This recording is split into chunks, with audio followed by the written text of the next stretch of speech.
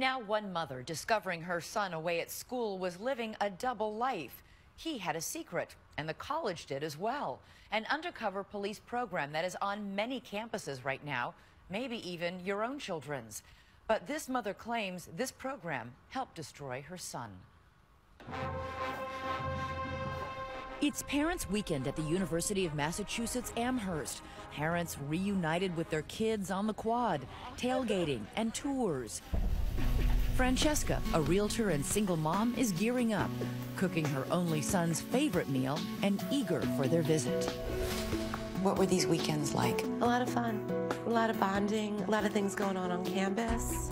Logan, we're not using his real name, is a junior and the recipient of the prestigious Chancellor's Scholarship at his dream school, a sprawling mini metropolis of 28,000 students nestled in the hills of New England. It was a really nice weekend normally. And by all accounts, this weekend was poised to be on par with those others. Logan even phones his mother the night before her visit to make sure she's keeping a tradition alive. He had a request. It was close to 11:30. It was really late. And he said, "Mom, is there any way you can make me lasagna?" And he told me he couldn't wait to see us. And he sounded absolutely normal. Yes. The next morning, Logan's dad, Francesca's ex-husband, is also on his way to Amherst. Francesca spends the morning cooking in the kitchen before starting on the 4-hour drive. So I was about a half hour into the drive, and his dad was supposed to meet him after his last class and take him to lunch. And he called me and he said he wasn't where he was supposed to meet him. And I said, "Well, did you go over to his job?" He went there. He said nobody's seen him. And I told him I just had an awful feeling, and I told him to knock the door down. Something's got to be wrong. Logan's father begs a maintenance worker to open Logan's off-campus apartment. Francesca is still driving alone in her car 200 miles and 2 states away when Logan's dad delivers Francesca unimaginable news. He said, "He's not breathing." I said, "Call an ambulance." And he went from saying he's not breathing to he's blue. He's dead. What did you think had happened to your son? I didn't know. He's a fit, young man. You had just spoken to him. What did you dream had happened to him? I had no idea. No clue. Did somebody come in? Was there an altercation or something? I was sure I was not hearing this right, and was hoping it was a nightmare. All I remember is screaming, punching the dashboard, and just screaming. I was not stopping. All I kept saying is, I have to hug him and let him know that everything's gonna be okay. That's all I kept saying. She is trapped in her car on a seemingly endless drive. The same car that had taken Logan to countless sporting events, play dates, and pool parties. Were there any clues in his past that would have led to this moment? He had been a high school honor student and a hockey star. Were you one of those proud moms who's always in the stand? Hockey mom, Hockey all the way. mom. Yeah, whenever he scored, scream out, "That's my boy, that's my boy."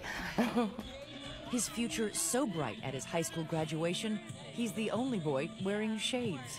There's my kid with the sunglasses. He's gotta be cool.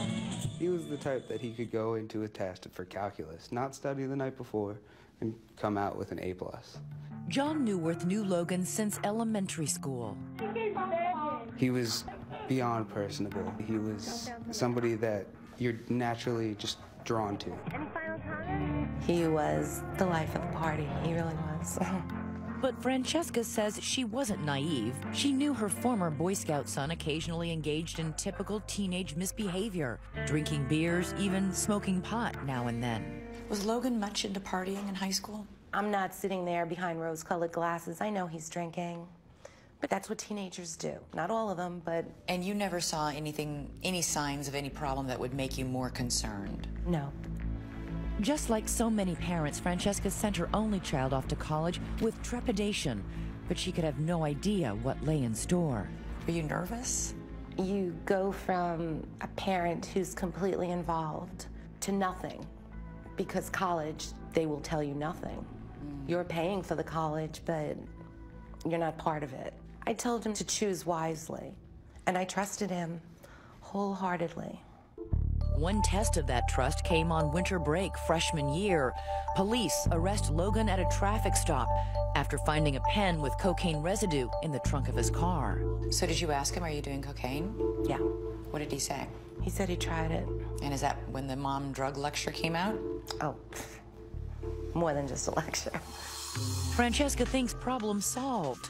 But what she doesn't know is Logan's drug use is escalating. He's gone from doing drugs to dealing them. She has no idea. He's writing notes like this, just 3 months before his untimely death. He made a list of what he's grateful for.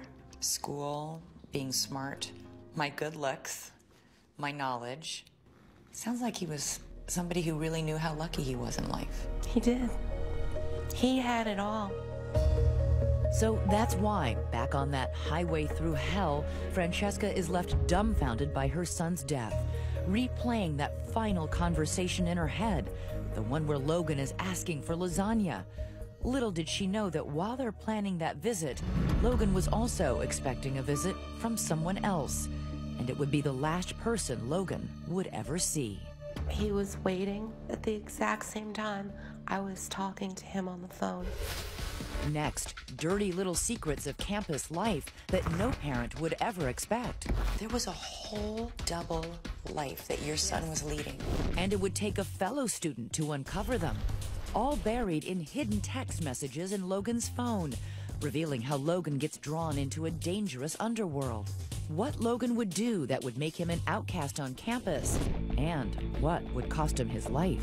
It was literally a voice from the grave. Were you shocked by anything that you read in there? I was. Stay with us.